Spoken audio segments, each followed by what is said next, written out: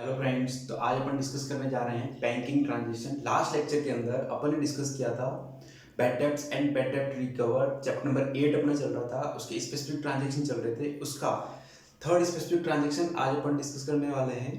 और last lecture मैंने बताया भी था आपको कि अपन नेक्स्ट लेक्चर में कौन सा ट्रांजेक्शन डिस्कस करने वाला है। आज अपना टॉपिक है बैंकिंग ट्रांजेक्शन। एक बिजनेसमैन जो होता है उसके बैंक के साथ क्या क्या ट्रांजेक्शन होते हैं, उनकी क्या क्या अकाउंट्स के अंदर जर्नल एंट्रीज होती है, वो अपन डिस्कस करने जा रहे हैं इस टॉपिक के अंदर।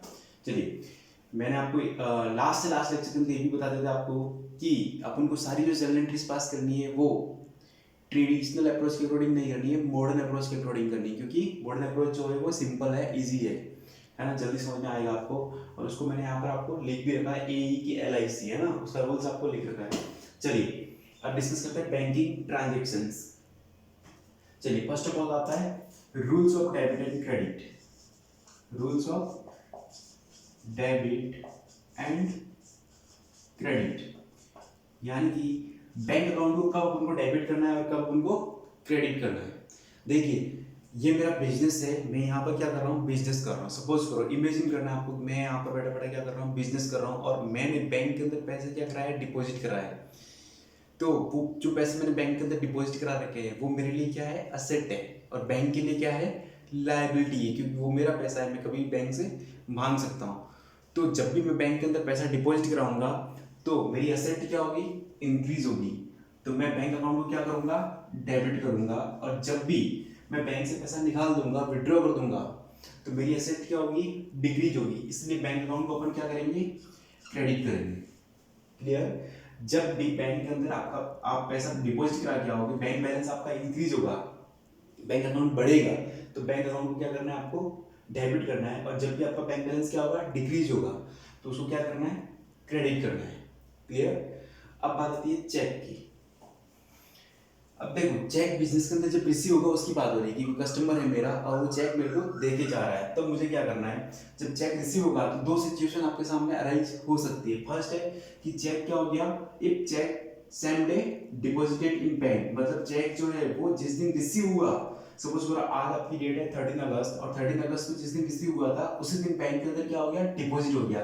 तो बताओ अपना बैंक बैलेंस बढ़ेगा या नहीं बढ़ेगा। बढ़ेगा, ऑब्वियसली बात है। बैंक कहाँ, चेक कहाँ पर डिपॉजिट हो चुका है, बैंक के अंदर डिपॉजिट हुआ है, तो बैंक अकाउंट को क्या करना पड़ेगा, डेबिट। और जिससे भी रेस्पेक्टिव पार्टी से चेक रिसीव हुआ है उसको क्या कर देंगे अपन, क्रेडिट। तो इसकी जनरल एंट्री होगी आपकी, bank account debited to party if cheque is same day deposit in the bank, मतलब जिस दिन चेक रिसीव हुआ है और उसी दिन बैंक के अंदर डिपॉजिट हो गया है, तो ये एंट्री होगी bank account debited to party account. Clear. Next situation है आपकी, if not different day deposit in the bank. If different day deposit in the bank है ये सिचुएशन आपकी, if different day deposited in the bank, मतलब cheque जिस दिन receive हुआ है आज किसी रीजनवश किसी कारणवश वो बैंक में डिपॉजिट नहीं हो पाया, तो भैया डिपॉजिट कब होगा, वो नेक्स्ट डे डिपॉजिट होगा या फिर फॉलोइंग डे, जब भी आज के बाद कभी भी डिपॉजिट होने वाला है बैंक के अंदर। तो जिस दिन चेक जिस दिन चेक कस्टमर से रिसीव होगा, पार्टी से रिसीव होगा, उस दिन अपन एंट्री क्या करेंगे, उस दिन क्या बैंक अकाउंट को डेबिट कर सकते हैं अपन, बैंक अकाउंट को डेबिट नहीं कर सकते क्योंकि बैंक बैलेंस अपना इंक्रीज नहीं हुआ है। तो अपन डेबिट किसको करेंगे भैया, तो उस दिन एक नया अकाउंट ओपन करेंगे, उसका नाम रहेगा चेक इन हैंड अकाउंट। कौन सा अकाउंट रहेगा, cheque in hand account. Cheque in hand account को क्या करेंगे अपन, डेबिट, और पार्टी अकाउंट को क्या कर देंगे, क्रेडिट। जिस दिन चेक रिसीव होगा उस दिन वो एंट्री करेंगे अपन, cheque in hand account debited to party account, cheque in hand account debited to party account. अब बात आती है कि कल नेक्स्ट डे जब भी मैं चेक की बैंक में डिपॉजिट कराऊंगा तो उस दिन मेरा बैंक बैलेंस बढ़ेगा या नहीं बढ़ेगा, बढ़ेगा।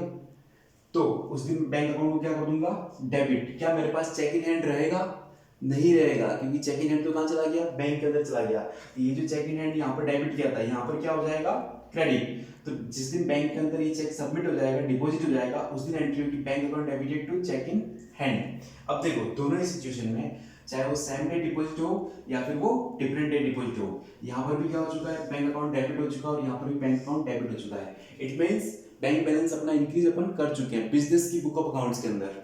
लेकिन अब 2 दिन बाद पता चलता है साहब कि वो चेक क्या हो चुका है, बाउंस हो चुका है। क्या हो चुका है, मतलब जिस कस्टमर ने मेरे को चेक दिया था उस कस्टमर के अकाउंट के अंदर बैलेंस नहीं था, इनसफिशिएंट अकाउंट बैलेंस था, तो चेक क्या हो जाएगा, बाउंस हो जाएगा, या फिर इसको बोलते हैं डिसऑनर्ड होना, या फिर बोलते हैं इसको रिटर्न होना।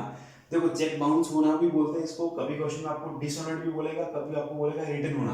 तीन नाम है इसके, रिटर्न होना, डिसऑनर्ड होना और बाउंस होना।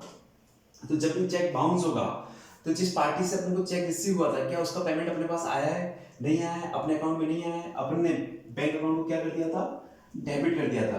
तो अब फिर से क्या अपना बैंक बैलेंस एक्चुअली बढ़ा है, नहीं बढ़ा है, तो अब फिर से बैंक अकाउंट को क्या करना पड़ेगा, क्रेडिट करना पड़ेगा। और जिस बंदे ने अपन को चेक दिया था, जिस पार्टी ने अपन को चेक दिया था, क्या उस पार्टी का पेमेंट अपने पास आ चुका है, नहीं आया है, तो वापस से उस पार्टी को अपन को क्या बनाना पड़ेगा, अपना डेटर बनाना पड़ेगा, अपनी असेट बनानी पड़ेगी। इसलिए पार्टी अकाउंट वापस से क्या हो जाएगा, डेबिट हो जाएगा। तो जब भी चेक बाउंस की एंट्री आपको पूछे तो एंट्री क्या होगी, party account debited to bank account, party account debited to bank account. ये था अपना बैंकिंग ट्रांजेक्शन से related journal entries, specific transaction, ये अपना कंप्लीट हो चुका है। अब बात करते हैं इसके ऊपर जर्नल एंट्री की प्रैक्टिस की, क्वेश्चंस की।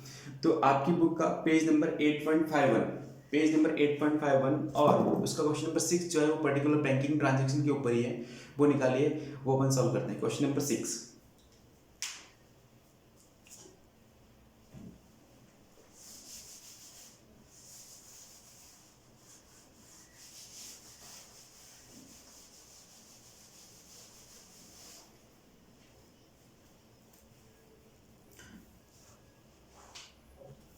देखिए उसके अंदर गिवन है पास necessary journal entries for the following transactions, pass necessary journal entry for the following transactions. तो जनरल का फॉर्मेट अपन को बनाना पड़ेगा फर्स्ट ऑफ ऑल। तो जनरल का फॉर्मेट मैं आपको बना के बता देता हूँ, डेट, और आपको पता भी है पर्टिकुलर्स, फिर अपना ledger folio, debit amount, credit amount.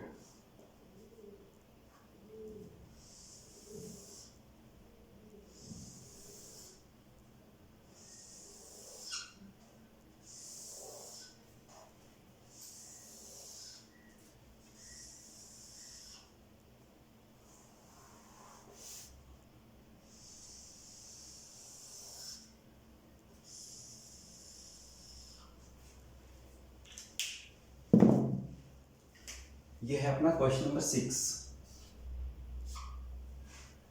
चलिए देखिए फर्स्ट ऑफ ऑल इसके अंदर गिवन है अपन को 1 अप्रैल 2021 को गिवन है डिपॉजिट इन द बैंक। अब बैंक में डिपॉजिट करवाया है, तो क्या डिपॉजिट करवाया है, कैश डिपॉजिट करवाया है ना, बैंक के अंदर बिजनेस के ऑफिस से कैश जाकर बैंक में डिपॉजिट कराया है। तो क्या इंक्रीज हो रहा है, क्या डिक्रीज हो रहा है, दो अकाउंट कौन से इफेक्ट होंगे फर्स्ट ऑफ ऑल, तो एक तो बैंक और एक कैश। अब दोनों ही एसेट के अकाउंट है आपके, एक एसेट आपकी इंक्रीज हो रही है और एक एसेट आपकी डिक्रीज हो रही है। तो ए की एलआईसी का रूल्स क्या बोलता है, जो एसेट ए फॉर एसेट है, ये जो एसेट इंक्रीज हो रही है उसको अपन को डेबिट कर देना है और जो एसेट डिक्रीज हो रही है उसको क्रेडिट। तो फिलहाल आपका बैंक अकाउंट जो है वो क्या होगा, बैंक के अंदर पैसा डिपॉजिट कराएंगे तो बढ़ेगा, तो bank account debited to cash क्या होगा, डिक्रीज होगा, तो टू कैश अकाउंट। और ये आपकी डेट देंगे इसके अंदर 1 फॉर 2021। अमाउंट दे रखा है आपको 30,000 रुपीज।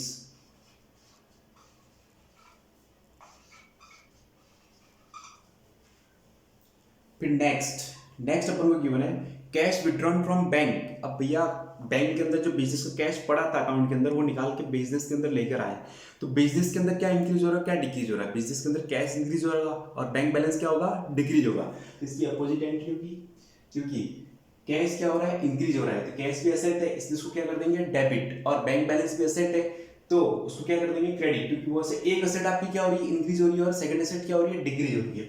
तो नेक्स्ट एंट्री होगी आपकी 3 अप्रैल को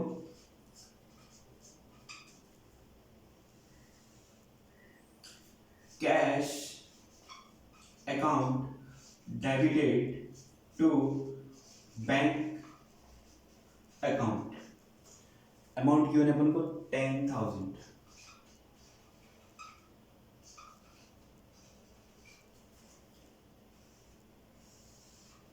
फिर नेक्स्ट गिवन है अपन को डेट 7 अप्रैल, 7/4/2021।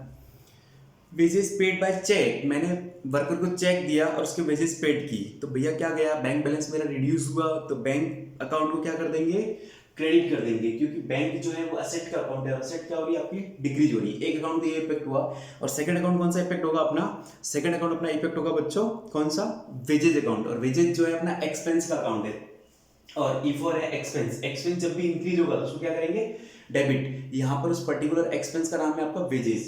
तो अब यहाँ पर अपनी एंट्री होगी wages account debited to bank account.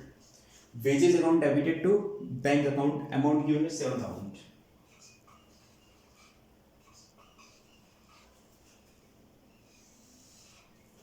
Next given है 10th अप्रैल को, cheque received from Dewan ₹8,500 and discount allowed to him 500। Cheque is deposited in the bank on the same day. देखो अभी जो मैंने डिस्कस किया था वो आ चुका है। चेक कब डिपॉजिट हुआ है, सेम डे डिपॉजिट हुआ है, मतलब चेक जिस दिन रिसीव हुआ उस दिन बैंक में डिपॉजिट हो चुका है। तो बैंक बैलेंस बढ़ा है या नहीं बढ़ा बच्चों, बढ़ा है। तो बैंक अकाउंट क्या होगा, डेबिट होगा, क्योंकि बैंक बैलेंस अपना इंक्रीज हो रहा है। तो देखो एक तो होगा बैंक अकाउंट डेबिट, कितने का चेक आया था, चेक कितने का आया था, चेक अपना आया था 8,500 का, और यहाँ पर डिस्काउंट का टॉपिक जो है वो आ चुका है। तो देखो मैं फिलहाल एक बार डिस्काउंट लिख रहा हूँ, लेकिन ट्रेड डिस्काउंट और कैश डिस्काउंट जब डिस्कस करेंगे तब मैं आपको इसको बता दूंगा, आ जाएगा आपको। डिस्काउंट अलाउड है ये, तो डिस्काउंट अलाउड अकाउंट क्या होगा, यहाँ पर डेबिट होगा। डिस्काउंट अलाउड डेबिटेड 500 टू, किससे चेक रिसीव हुआ है, दीवान, दीवान अकाउंट, कितना 9,000। डेट ऑफ ट्रांजेक्शन से अपनी 10th अप्रैल।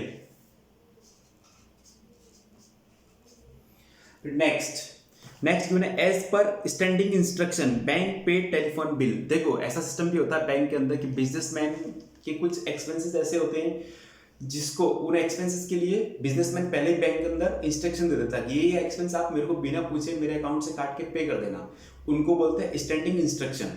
तो यहाँ पर वही टॉपिक है अपना, as per the standing instruction bank pay telephone bill, मतलब बैंक ने बिजनेसमैन का टेलीफोन बिल का पेमेंट कर दिया है। तो बताओ बैंक बैलेंस बढ़ेगा घटेगा, घटेगा।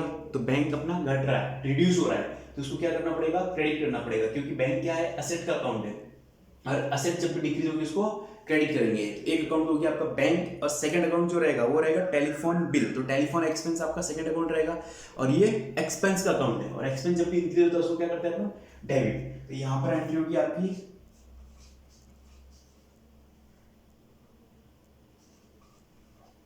Telephone expense account debited to bank account.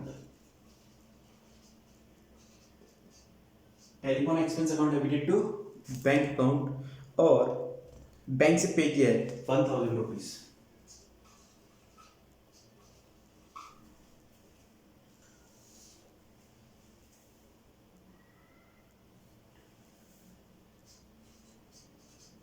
Date अपन को गिवन है 12 अप्रैल 2021। फिर नेक्स्ट गिवन है अपन को Dewan cheque return by bank as dishonoured. Dewan का चेक क्या हो गया भैया, दीवान के खाते में पैसे नहीं थे तो वो क्या हो चुका है, डिसऑनर्ड हो चुका है। तो अब दीवान को अपन वापस से क्या करेंगे, डेटर बनाएंगे। क्या बनाएंगे, डेटर, क्योंकि दीवान के पैसे तो अपने खाते में आए ही नहीं, तो दीवान को क्या बनाना पड़ेगा, डेटर। तो दीवान अकाउंट क्या होगा, डेबिट होगा। और बैंक बैलेंस बढ़ा है क्या, नहीं बढ़ा। तो पहले अपन ने बैंक को क्या कर दिया था, यहाँ पर डेबिट कर दिया था। अब वापस से बैंक को क्या करना पड़ेगा, क्रेडिट करना पड़ेगा। और डिस्काउंट क्या मिलेगा, क्या उसको नहीं मिलेगा, ये डिस्काउंट नहीं मिलेगा। तो एंट्री होगी Dewan account debited to bank account to discount allowed account, to discount allowed account. देखो ये कैश डिस्काउंट है, और कैश डिस्काउंट कैश पेमेंट पे मिलता है। इस बंदे ने तो पेमेंट ही नहीं दिया अपन को, तो दीवान अकाउंट डेबिट हो जाएगा 9,000 से, और बैंक अकाउंट क्रेडिट हो जाएगा 8,500 से, और डिस्काउंट अलाउड अकाउंट क्रेडिट हो जाएगा आपका 500 से। ये है चेक बाउंस की एंट्री। और डेट ऑफ ट्रांजेक्शन आपको गिवन है इसके अंदर 14 अप्रैल। फिर नेक्स्ट गिवन है आपको 16 को charges debited by bank. Bank ने जो है बैंक चार्जेस काटे हैं। तो बैंक चार्जेस जो होता है वो बिजनेस का क्या होता है, एक्सपेंस होता है। तो यहाँ पर एक अकाउंट तो इम्पेक्ट हो गया आपका बैंक चार्जेस, और बैंक बैलेंस बढ़ेगा घटेगा भैया, तो बैंक बैलेंस क्या होने वाला है, घटने वाला है। तो दो अकाउंट इसके अंदर इम्पेक्ट होंगे, एक तो बैंक चार्जेस और सेकंड होगा आपका बैंक अकाउंट। तो bank charge account debited to bank इसकी होगी general entry. Bank charges account debited to bank, bank charges account debited to bank account. Date of transaction given है अपन को 16 अप्रैल, अमाउंट गिवन है 400। डेट ऑफ ट्रांजेक्शन गिवन है 16/4/21। फिर next given है अपन को 17 को, good sold and sale process deposit in the bank. मैंने गुड सेल किया यहाँ पर बैठे बैठे, और उससे जो पेमेंट आया था वो बैंक में डिपॉजिट करा दिया उसी दिन सेम डे। तो बैंक बैलेंस बढ़ेगा या नहीं बढ़ेगा, बैंक बैलेंस बढ़ेगा, इसलिए यहाँ पर बैंक को डेबिट करना पड़ेगा। यहाँ पर एंट्री होगी bank account debited to sales account. जो नेक्स्ट अकाउंट इफेक्ट होगा सेकंड अकाउंट, वो रहेगा आपका sales account. Good sold and sale proceed received in deposit in bank. आज ही गुड सेल किया और आज ही उसका जो पेमेंट आया वो बैंक में डिपॉजिट हो गया, तो इसकी एंट्री होगी bank account debited to sales account. Bank account debited to sales account 8,000 rupees 17 April 2021। Bank account debited to sales account, bank account debited to sales account. Amount given है आपको 8,000। फिर next दो general entry में without format लिख रहा हूं। Next 17 अप्रैल के बाद अपन को गिवन 19 को, 19 अप्रैल 19/4/2021। मैं फॉर्मेट नहीं बना रहा हूँ बच्चों। 19 अप्रैल गिवन आपको bank has paid insurance premium as per the standing instruction. मैंने बताया था स्टैंडिंग इंस्ट्रक्शन क्या होता है। बिजनेसमैन जो होता है वो बैंक को पहले से प्री इंस्ट्रक्शन देके रखता है कि ये एक्सपेंस का पेमेंट आप मेरे को बिगर पूछे कर देना मेरे अकाउंट से। अल्टीमेटली कटेगा किसके अकाउंट से, बिजनेसमैन के अकाउंट से। तो यहाँ पर भी इंश्योरेंस प्रीमियम जो है उसका पेमेंट किसने किया है, बैंक ने किया है। किसके बिहाफ पे, बिजनेसमैन के बिहाफ पे। तो यहाँ पर एंट्री होगी insurance premium account debited to bank. Insurance premium जो है वो एक्सपेंस है, क्या है, बिजनेस का एक्सपेंस।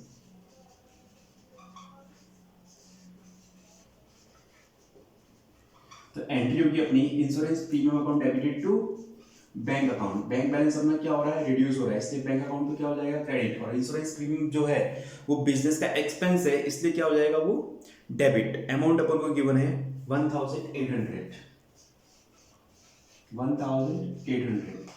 लास्ट ट्रांजेक्शन अपन को गिवन है डिविडेंड कलेक्टेड बाय बैंक। भैया डिविडेंड क्या होता है, डिविडेंड कुल मिला के कलेक्ट किया है बैंक ने। डिविडेंड होता है कंपनी जब भी शेयर्स के ऊपर क्या करती है, प्रॉफिट देती है, तो उस प्रॉफिट को क्या बोलते हैं, डिविडेंड बोलते हैं। Dividend collected by bank, bank ने जो है डिविडेंड कलेक्ट किया है, तो अपना बैंक बैलेंस क्या हुआ है, इंक्रीज हुआ है, तो बैंक अकाउंट डेबिट होगा। और ये इनकम है, डिविडेंड क्या है, वन टाइप ऑफ इनकम। तो इनकम का नाम क्या है, डिविडेंड। तो यहाँ पर जो अपनी एंट्री होगी वो होगी bank account debited to dividend collected. Amount given है अपन को 2,500।